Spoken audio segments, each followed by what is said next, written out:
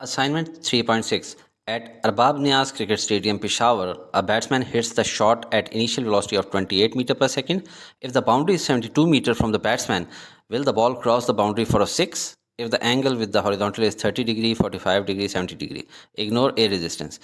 ये अरबाब न्याज cricket stadium आप समझ लें और ये बैट्समैन देख लें कि एक एंड पे खड़ा हुआ है। अगर ये इनिशियल वेलोसिटी जिससे बॉल को हिट लगाता है वो है 28 मीटर पर सेकंड, तो ये जो बॉल है, सवाल ये है क्या ये बाउंड्री पार कर जाएगी जो 72 मीटर के फासले पे है। और कहा गया है कि अगर बैट्समैन जो है विद द हॉरिजॉन्टल एंगल कितने का बना रहा है, 30 डिग्री का या 45 डिग्री का या 70 डिग्री का, तो इनमें किस केस में बाउंड्री पार कर जाएगा। याद रखें ये सवाल है प्रोजेक्टाइल मोशन का और इसमें हमारे पास गिवन है initial velocity 28 metre per second और बाउंड्री यानी कि जो डिस्टेंस गिवन है 72 metre. For angle θ1, θ2, θ3 3 angle given है जिसके लिए हम लोगों ने रेंजेस फाइंड आउट करनी होंगी। सोल्यूशन की तरफ आते हैं, लेकिन पहले आप प्रोजेक्टाइल मोशन के वो 3 फार्मूलाज देख लें जो आपकी बुक में गिवन है, टाइम ऑफ फ्लाइट का, हाइट का और हॉरिजॉन्टल रेंज का। यहाँ हमें ज़रूरत है हॉरिजॉन्टल रेंज की। याद रखें ये तीनों फार्मूले बहुत ही एक जैसे दिखने में लगते हैं। यहाँ पे देखें V0 है, यहाँ पे V0 स्क्वेयर है, यहाँ पे साइन स्क्वेयर है, V0 स्क्वेयर है, तो इनको अच्छे से आपने रटा लगा लेना है। कभी कभार एग्जामिनर्स क्वेश्चंस में ये चीज़ें नहीं देते, तो ये आप देख लें कौन सा हमारा फार्मूला लगेगा रेंज का, तो इसको हम लोग यहाँ पे लिख लेते हैं।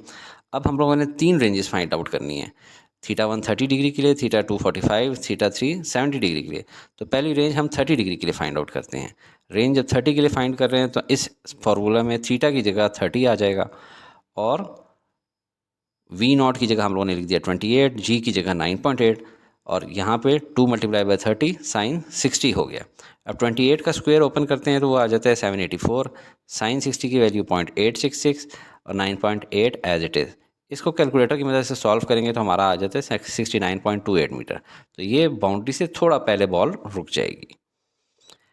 नेक्स्ट रेंज जो है वो 45 डिग्री के एंगल के ऊपर मैयर करनी है, तो साइन 2 45। अब याद रखें कि 45 डिग्री का एंगल का आपने बुक में पढ़ा हुआ है, जब 45 डिग्री है वो मैक्सिमम रेंज उसके ऊपर अचीव की जा सकती है, और यानी कि यही हमारा पॉसिबल आंसर होगा। अगर बाउंड्री उसने क्रॉस करनी है तो इसी एंगल पे करेगा। तो साइन 2 × 45 90 हो गया और V0 की वैल्यू हमने इसमें ऐड की तो वो 28 है। 28 का स्क्वायर लेंगे और नीचे 9.8 जिस तरह ऊपर वाले सवाल में किया है, और ये 784। साइन 90 क्या होता है 1, यानी मैक्सिमम रेंज इसके ऊपर ली जा सकती है, ठीक है, अचीव होएगी, और इसकी वैल्यू आ जाती है 80 मीटर। तो ये बाउंड्री पार कर गई है बॉल।